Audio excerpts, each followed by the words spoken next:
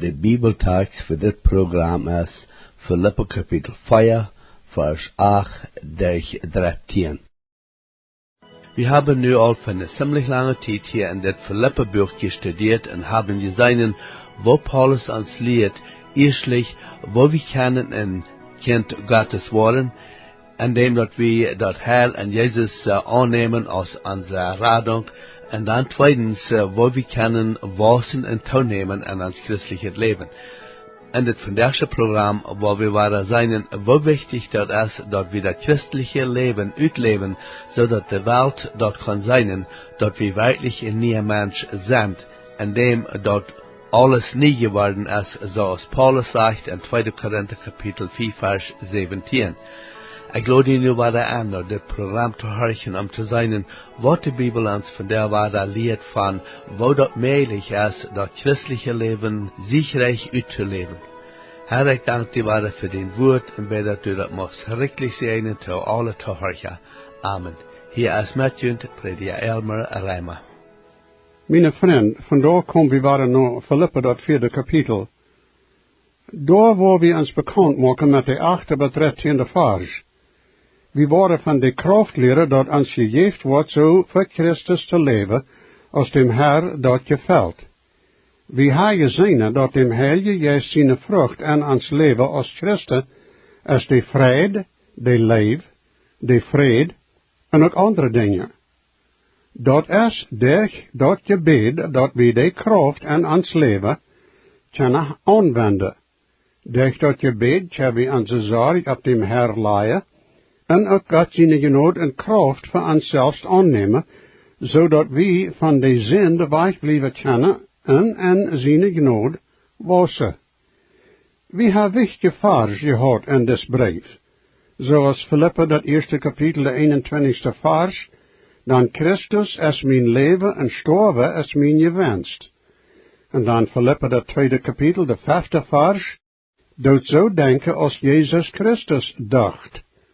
En dan Filippa dat 3. kapitel 13. en 14. vers, Breder, ik reken niet daarmet dat ik al alles te holen ha, aber einerlei doe ik vergeet dat wat hinge mij ligt, en streng mij aan dat te trien wat verap is, en zat daarop los om ziel te komen, om de beloning te gewinnen, waartoe God ons en Jezus Christus hemel aan beroepen heeft. En nu komen we weer naar dat laatste kapitel, 4. kapitel en de 8. vers. Te go de laatst breder, wat immer waar is, wat immer bedienenswert is, wat immer recht is, wat immer rein is, wat immer lieftolig is, wat goede eigenschaften heeft, en lovenswert is, daar denkt aan. Wo immer een mens in zijn hart denkt, zo is hij. Dat meent dan dat we moeten oppassen wat we in onze harten denken worden, wils dat wordt schließlich in ons leven uitgeleefd worden. Gedanken worden in ons kappen aankomen. We kunnen dat vielleicht niet helpen. Aber we kunnen ons bezinnen dat we aanrechte gedanken niet ongesteld worden, oder abheiteren worden, oder de slechte gedanken abbewahren in ons zin. Want we meer naar de wereld hartje worden als we naar God zijn woord hartje worden, dan waar we bald zo denken als de wereld denkt. Aber we willen zo denken als Jezus dacht, vriend. Wanneer we dat willen, dan moeten we God zijn woord lezen, studeren en beobachten, en de gedanken die van de wereld komen, afzaaien. Hij zegt hier wat immer waar is. Kunnen we sogar werkelijk weten, wat werkelijk waar is? Wanneer dat van de wereld en van de godloze kant, dan kunnen we gewöhnlich een vraag daarbij stellen. De reine waarheid komt van God. En dat wat hij wil ha, dat we weten zullen, heeft hij ons in zijn woord, de Bibel, gegeven. Dat is zeer wichtig dat we de waarheid zullen ha. Dan we willen daarin zeker zijn, wanneer we in de eeuwigheid aankomen. Hier zijn meerdere schriften die van de waarheid reden, en ons wijzen hoe dat met dem Herr Jezus en God zijn woord verbonden is. Daar zijn andere vers, maar ik wil deze van dat Johannesboek nemen. Johannes, het eerste kapitel, de 14e vers. En dat woord, dat heet Jezus Christus, wordt vlees en mens, en woonde mankans, en wie zagen zijn herrlichheid, zoals een vader zijn eens gezien, vol genade en waarheid. En dan Johannes 8, 31 en 32, dan zegt Jezus tot de Joden die aan hem geloofden, wanneer je bij mijn woord blijven, dan zeg je, waarhaftig mijn jongen. Dan word je de waarheid weten, en de waarheid wordt je vrij maken. Johannes 14, 6, Jezus zei te hem, ik zie de weg, de waarheid, en dat leven. Geen komt nog voor buiten durch mij. En dan in Johannes 17, 15 tot 17 heb ik deze woord van Jezus zijn gebed. Ik bid niet dat u aan uit deze wereld zult nemen, aber dat u aan van den Bezer bewaren zult. Ze zijn niet van deze wereld, groot zoals ik ook niet van deze wereld zie. Heil aan en waarheid, dien woord is waarheid. Johannes 18, 37. Pilatus zei dan te hem, bist u dan werkelijk een König? Jezus antwoordt, du sagst recht, ik zie een König. Daartoe zie ik geboren en in deze wereld gekomen, dat ik voor de waarheid zeggen zal. En jeder die van de waarheid is, hiert mijn stem. Wat immer bedienend is, zegt hij wieder, de dingen die hier erwähnt zijn, hebben zich alle aan Jezus Christus bewezen. Hij heeft ons gewezen hoe dit zal gedaan worden. Durch de kracht die hij ons geven kan, hebben we ook zo'n leven bewezen. Hier zijn atelijke vers die ons in deze zaak vermonen. Römer 12, 17, tolt niet bezit trägt voor bezit, verzorgd leven godet voor alle mensen. 2 Korinther 8, 21, wie verzorgen goede dingen, niet bloos voor God, maar ook voor mensen. 1 Petrus, de 2 kapitel, de 11e en 12e vers. Liefste vriend, ik vermoon jullie als zonen die hier pilja en vreemden zijn, houd jullie vrij van de vleeselijke lasten die jij jullie zielen krijgen. Zijt dan nou dat je jullie zo afvieren maakt die mensen, dat wanneer zij ook jij jullie reden en bezig van jullie vertalen, zij der jullie goede werken dem Herr verherrlichen worden, aan den dag wanneer hij komen wordt. Als God zijn tjenge, zal we ons immer gescheit behandelen. Mensen worden zo denken van God zijn tjenge, als zij zijn dat we dag voor dag wandelen. Wat immer recht is. Wanneer mensen God zijn woord niet lezen en niet van God hieren willen, dan worden zij ook niet weten wat recht is. Ze worden ganz verdreid zijn en denken, je recht en afrecht, rechte, wordt niet mogelijk zijn wanneer mensen dat rechtet en dat godet aan zich smieten worden. En Christ moet zich met dat verenigen dat met God en recht verbonden is. Zonen die dat bezig doen willen, worden niet om licht van dat evangelium komen. In Johannes 3 kapitel, de 20e vers, lezen we dit. Dan wer zich en bezig werken heeft, host dat licht en komt niet om licht, dat zijn werken niet zullen voor een dag komen. En dan in Römer 12 kapitel, de 9e vers, staat het geschreven, de leef moet niet vals zijn. Host dat bezig, houd dat godet vast. Wanneer mensen niet gerecht en oprecht zijn, dan worden ze ook niet doen wat recht is. De Bibel is hingen alles wat bezig en onrecht is. En Johannes 8, 44 zegt Jezus, je stammen van jullie vader de Bibel.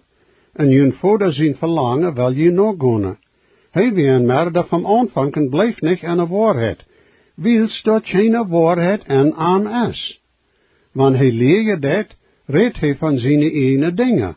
Wils hij een legener is en de vader van legers. Zo'n wat recht, gerecht en oprecht is, komt van Herr. Wanneer we met zo'n zaken omgaan worden, dan wordt het ook een leven te zijn zinnen. En dan zegt hij wieder wat immer rein is. Wanneer een mens arbeidet deed, Dan wordt hij ook dreckig worden. Maar dan kan hij water en zeep nemen en zich rein waschen. Maar hoe kan zijn ziel van die zin rein gemaakt worden? Dat kan je best niet met water gedaan worden, met water en zeep. Maar door is een weg hoe dat kan rein gemaakt worden, en Johannes wordt ons daarmee helpen. En 1 Johannes 1:7 schrijft hij dit. Maar wanneer we im licht wandelen zoals hij im licht is, dan hebben we gemeenschap ondereinander, en zien Jezus zijn bloed, maakt ons rein van alle zin. Körperlich rein zijn is goed en nedig, maar dat is veel wichtiger innerlich rein te zijn.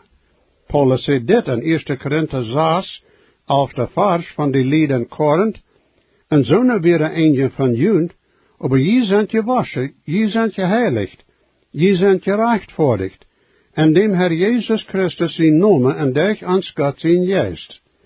Geen mens kan zeggen dat hij ohne zin is.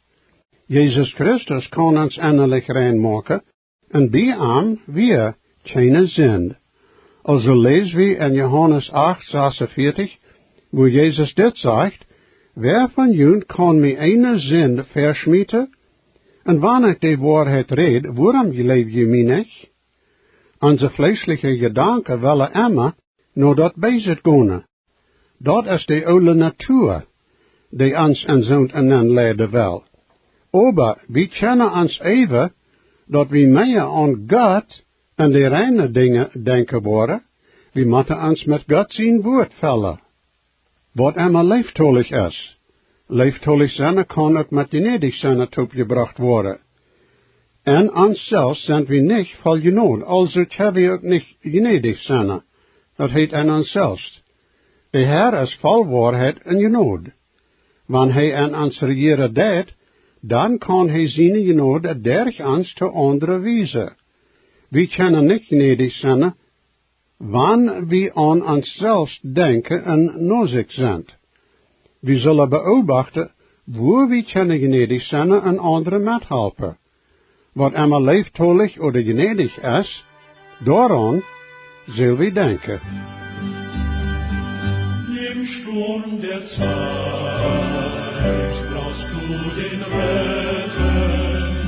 Im Sturm der Zeit brauchst du den Anker. Ergreif ihn heut, ergreif ihn heut. Ehe es zu spät, es naht die finstere Nacht.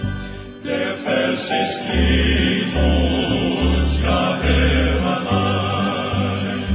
Der Vers ist Jesus, er nur allein. Ergreif ihn heut, ergreif ihn heut. Ehe es zu spät, es naht die finstere Nacht.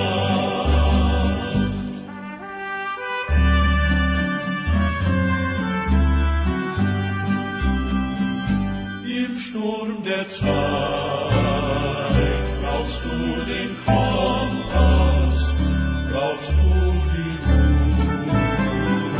In dieser Mondrat sein Wort erspricht, ergreif ihn heut, ehe es zu spät, es naht die finstere Nacht.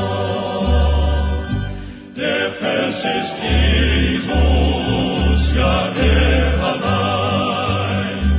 Der Vers ist Jesus, der nur allein. Ergreif ihn heut, ergreif ihn heut. Ehe es zu spät, es naht die finstere Nacht.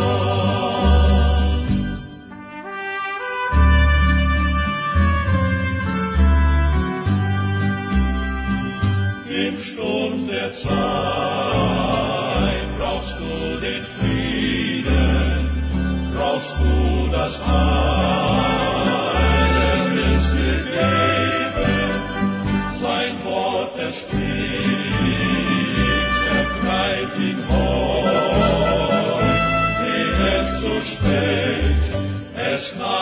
finster Nacht. En dan zegt hij wat goede eigenschaften heeft en lovenswert is. Dat schijnt veel lichter te zijn dat we aan ploederie denken, dat we van anderen geheerd haar leven als aan zo'n zaken denken, die andere mensen een hecht hebben worden. Daar is gewöhnlich wat lovenswert aan een mens, wanneer we diep genoeg versen worden. Du en ik weten hoe slecht ons dat jij van anderen wat slecht het van ons reden. We worden ons zelfs niet helpen, wanneer we slecht het van anderen reden. We moeten ons tot God zijn woord aangeven, zodat we leren kennen, zo te denken als de Heer denkt. Wanneer we dat regelmäßig doen worden, dan worden we innerlijk geändert worden.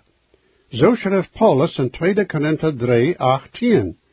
Aber wir alle zijn met een open gezicht, dem Herr zijn herrlichheid, zoals in een spiegel, en zijn doordat geändert van een herrlichheid naar nog een herrlichheid, van dem Herr juist. De enige weg dat we in Jezus Christus en zijn genoot wassen kennen, is wanneer we veel tijd nemen worden en God zijn woord.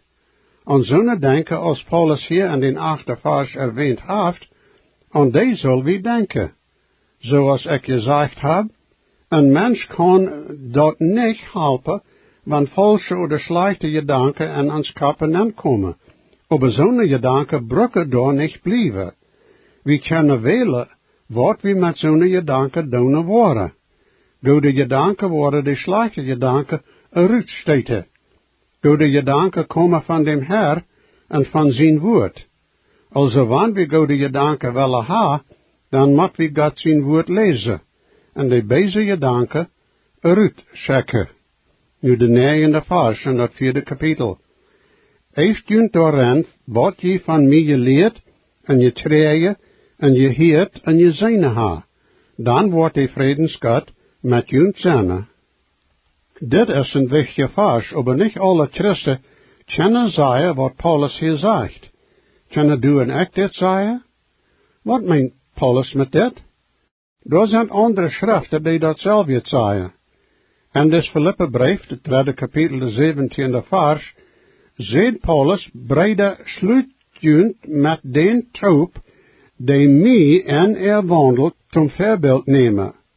En dan in 1 Korinther 4:16, en dat 11e kapitel, de 1e vers, lezen we dit. Daarom prage ik junt, ziet mijn novalja. En 11:1, neemt mij zum Beispiel, zoals ik Christus neem, zum Beispiel. Hier wordt ons verteld hoe Paulus van zijn leven en Christus dacht. We worden vielleicht zeggen, zo kan ik niemals zeggen. Aber wel we daar even een beetje denken. Waarom niet? Hoe worden anderen weten hoe een mens voor Christus leven zal, wanneer zij dat niet en ons zijn kennen?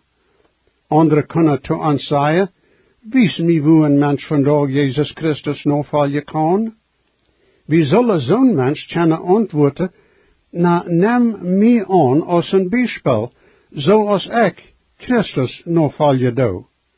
Zij zullen ons leven onzeker kennen en hard, en dan dat met God zijn woord vergelijken, en zullen zijn kennen dat dat stemmen deed. Dat hebben we niet in onze eigen kracht en wijsheid doen. Aber de Heer Jezus is zeer willig zijn leven durch ons uit te leven. We zijn hier dat er veel wegen zijn hoe dit passeren kan. Wat mensen van ons geleerd hebben, zullen naar Jezus Christus aanwijzen. Wat zij van ons gekregen hebben, zal volgens van dem Herr, durch dem Heilige Geest en God zijn woord, komen. Wat zij van ons gehoord hebben, zal de waarheid zijn. Dat zal aan noda naar God brengen. En wat zij aan ons gezien hebben, zal aanwijzen dat ons leven met onze woord stemmen deed, en dat de Heilige Geest zijn vrucht aan ons leven geopenbaard is. Nu de 10e tot 13e vers en dat 4e kapitel in Filippa. Ik vreed mij zeer am Herr, dat je endlich bij daar gekomen zijn, waarde voor mij te zorgen.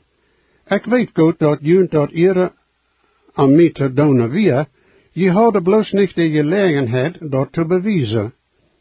Ik reed niet uit dem zin dat mij dat aan wat veelt, dan ik heb geleerd onder alle omstanden tevreden te zijn. Ik weet wat dat meent niet genoeg te hebben, en ik weet ook wat dat meent rief te hebben. Ik heb dat geleerd in alle laag tevreden te zijn, of zat oder hungrig, of riklich oder knap te hebben. Ik kan alles doen in Christus, die mij krachtig maakt. Nadat dat Paulus en Filippa op zijn tweede missionsreis weer, kwam hij niet voortwaardig terug. Als hij op zijn derde reis weer, schijnt dat zo dat hij vielleicht waarde bij Filippa aanhouden deed. Maar als hij van die steden naar Jeruzalem kwam, kon hij aan niet veel weiterlaten. Hij werd een gevangene in Caesarea voor even 2 jaar, en dan weer hij op een lange reis naar Rome als een gevangene. In Rome weer hij voor 2 meer jaar een gevangene, en dat is waar hij dit brief schreef. Also hadden de Christen en Filippa niet veel gelegenheid help naar Paulus te schikken. Dat hadden zij nu durch Epaphroditus gedaan. Dit brief is ook een dankzijn voor dat geld dat zijn vriend aan geschikt hadden. En wanneer hij nu van dat reed, dan ving wie nog meer uit van de man Paulus. De Christen en Filippa hadden Paulus meermaal geld geschikt, zodat hij met zijn arbeid en dat evangelium aanhouden kon. Wat Paulus en zijn omstand geleerd had, weer aan zeer wichtig geworden. Hij weer in verschillende verhältnissen geweest. En al zo'n verhältnissen had hij geleerd tevreden te zijn. Hij wist wat dat meent hungrig te zijn en ook genoeg te eten hebben. Hij wist wat dat meent niet genoeg geld te hebben en ook rief te hebben. Had de apostel Paulus dan niet immer dat goudet, als hij God zijn arbeid deed? Had ik nu wat hij zelfs daartoe zegt. En 2 Korinther 11, 23 tot 27, zijn zij Christen zijn dienen? Ik reed zo als een Noah. Ik zie veel meer, en veel meer schwierigheden, veel meer in gevangenissen, veel dollar geprield worden, volken en dodes voor. Van de Joden ha ik 5x39 heib gekregen, 3-maal wordt mij gestenigd, 3-maal im schepbruch, 1 nacht en dag weer ik im diepe meer, ha veel gereisd, en je voor im fluss, en je voor van Reba, en je voor mank mine eigene, en je voor bij de heide, en je voor in een stad, en je voor in de wildnis, en je voor am zee, en je voor mank valse brede, en last en schwierigheid, volken en wolken en hunger en darst, volken met vasten en kalt ohne kleden. Mijn vriend, deze vers wijzen ons dat Paulus had dat niet immer schijn. Dat schijnt meest zo als wanneer hij mocht meer trouble hebben gehad, als hij goede tijden had. Dan hoor ik over wat hij aan ons tekst zegt. Ik heb geleerd tevreden te zijn. Kan ik dat zeggen? Mijn vriend, kanst du dat zeggen? Hoe kan een mens dat leren? Zo'n leren komt niet op eenmaal, of alles tegelijkertijd. We moeten aanvangen waar we nu in ons wandel als Christen zijn. We moeten eerst zeker maken dat we God zijn kinderen zijn. Dat passiert wanneer we dem Herr Jezus als ons einzige Heiland aannemen. Onze zinden zijn dan vergeeft en de Heilige Geest komt en woont in ons. We moeten ons dem Herr Gods geven. Wanneer we dan bekend worden zijn met God zijn woord, dan moeten we dat ook beobachten. Doordat je we leren wat God gefällt en wat hem niet gefällt. We zien ook een zware tijden worden komen, vriend. Wanneer zo'n komen, dan moeten we ons toom Herr opmaken. Hij wordt ons dingen wijzen, we worden dingen leren, die we in geen andere weg leren kennen. En zo'n tijden moeten we ook niet vergeten dat de Herr ons niet verlaten wordt. Wanneer we hem navolgen, zijn woord en ons leven aanwenden, en trouw aan worden gehoorzaam zijn, dan worden we zien dat ons leven änderen wordt. Vielleicht wordt zo'n änderen met de woord te doen ha, oder met wat we zeggen, oder met zo als we leven, oder met zo als we ons mag anderen behandelen worden. Dan wil we zeggen maken dat we daarmet ook aanhouden worden, en dem Herr danken voor wat hij aan ons en voor ons gedaan heeft. Dat wordt niet immer schijn gaan, en dat wordt tot tijden donker en zwaar zijn. Aber aan dem dat de Herr ons der zo'n tijden brengt, waar we ook sterker worden, zeg zo waar we ook leren kennen, onder alle omstand tevreden zijn. U in den 13e vers geeft Paulus ons de oorzaak, waarom hij onder alle omstand tevreden kan zijn. Daar zegt hij, ik kan alles doen aan Christus, die mij krachtig maakt. Daar zijn Christen die dit vers uitwendig geleerd ha, aber veel ha die waarheid nog niet geleerd. Ze kunnen dat niet ganz begrijpen. Want Paulus gezegd had, ik kan alles doen, dan wordt hij een leugenaar zijn geweest. Nu zegt hij, aber ik kan alles doen aan Christus. En daarbij wijst hij ons dat zijn leven een geloofsleven is geweest. Dit stemt ook met wat we in Galaten, dat tweede kapitel, de 20e vers lezen. Ik zie met Christus gekruisigd. Nu leef ik niet meer, aber Christus leeft in mij. En dat leven dat ik nu in vlees leef ik in geloven en God zijn zin, die mij geleefd heeft en heeft zichzelf voor mij aangegeven. Du kannst niets aan Christus doen, wanneer hij niet dien Herr en Heiland is. Er zijn geen werken die God aannemen kan en thuis voor de raad ook. Du kannst blootstellig worden durch den geloven en dem Herr Jezus zijn dood en opstonen, en dan aan als den Heiland en den hart en leven en te loden. Want dat je doen is, dan heb je voor hem leven en hem dienen. Zo'n dienst, wat immer dat mocht zijn, moet en dem Herr zijn kracht gedaan worden. De Herr wil zijn leven durch ons uitleven, en de welt wijzen wat van een onderscheid de Herr en een mens zijn leven maken kan. We hebben zo'n kracht niet, aber de Herr kan ons krachtig maken. Mijn vriend, hoe is dat met die vandaag? Weet u dat du aan God zijn ogen een zinder bent en dat du verdampt bent, wanneer du nog niet bekeerd bent? Zo zegt de schrift in Johannes 3, 36, wer aan den Zeen geleefd, heeft dat eeuwig leven, en wer den Zeen niet gehoorzaam is, wordt dat leven niet zijn, aber blijft onder God zijn oor. Du kannst dat vandaag änderen. Leid die gestaltheid aan ziet, en neem dem Herr zijn woord aan, dat zonen, die aan hem geleven, dat eeuwig leven hebben. En jo, mag de Herr jullie alle zegenen, en jullie vrede en genade geven. Jesus weet, versprach ik zie, dat zegt hij ons zichzelf, en gebed en hij nu die, heeft hij af van